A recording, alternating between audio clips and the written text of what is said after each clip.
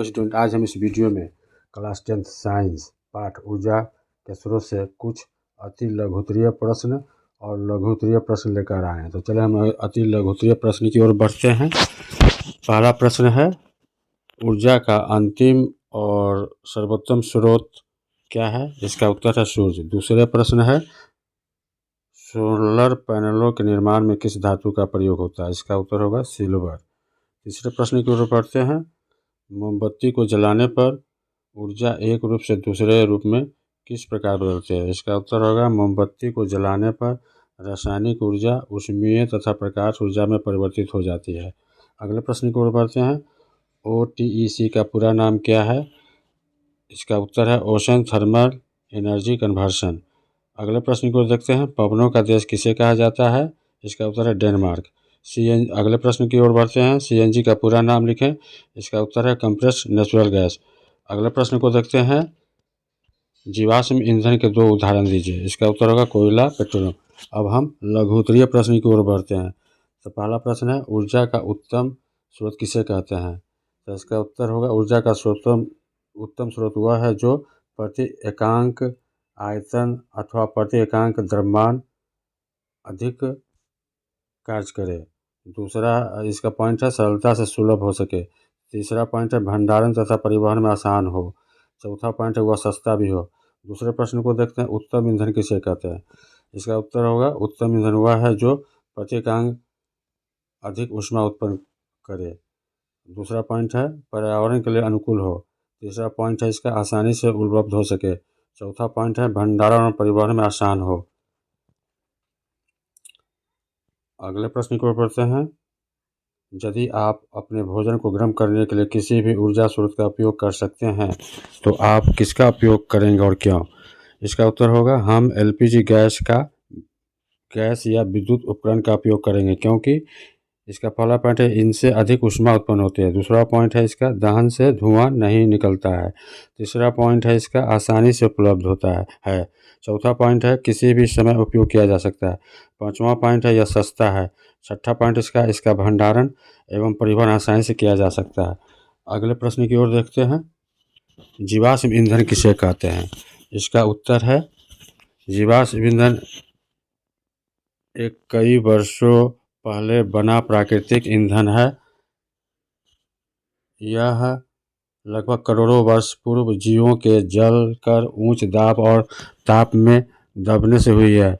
यह ईंधन petrol, diesel आदि के रूप में उपयोग में लाया जाता है। अगले प्रश्न की ओर बढ़ते हैं, जीवाश्म ईंधन की क्या हानियां हैं?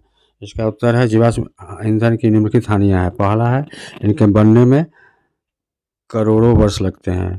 दूसरा है इसका भंडारण सीमित है। तीसरा पॉइंट है यह अनवीकरणीय स्रोत है। चौथा पॉइंट इसका है यह प्रदूषण के उत्तरदायी होते हैं।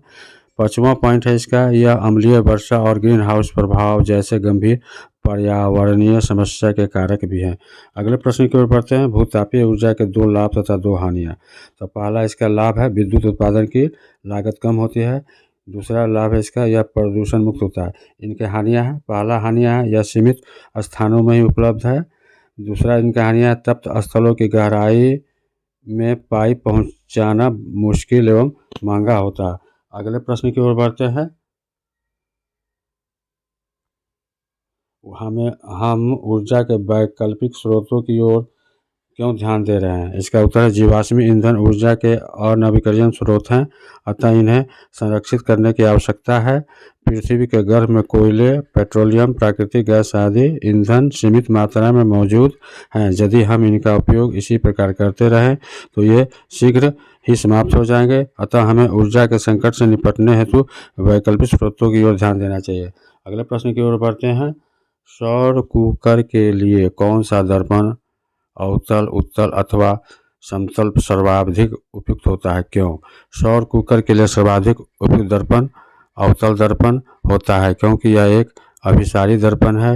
यह सूर्य की किरणों को एक बिंदु पर फोकसित करता है, जिसके कारण शीघ्र ही इसका ताप बढ़ जाता है। अगले प्रश्न की ओर बढ़ते हैं, क्या कोई ऊर्जा स्रोत प्रदूषण मुक्त हो सकता है, क्यों? अथवा क्यों नहीं? हाँ, सौर ऊर्जा, पवन ऊर्जा, समुद्रों से प्राप्त ऊर्जा तथा जल ऊर्जा प्रदूषण मुक्त होते हैं, परंतु पूर्णतः नहीं। सौर सेल जैसी कुछ युक्तियों का वास्तविक प्रचालन प्रदूषण मुक्त होता है, परंतु इस युक्ति के संयोजन में पर्यावरण की हानि होती है।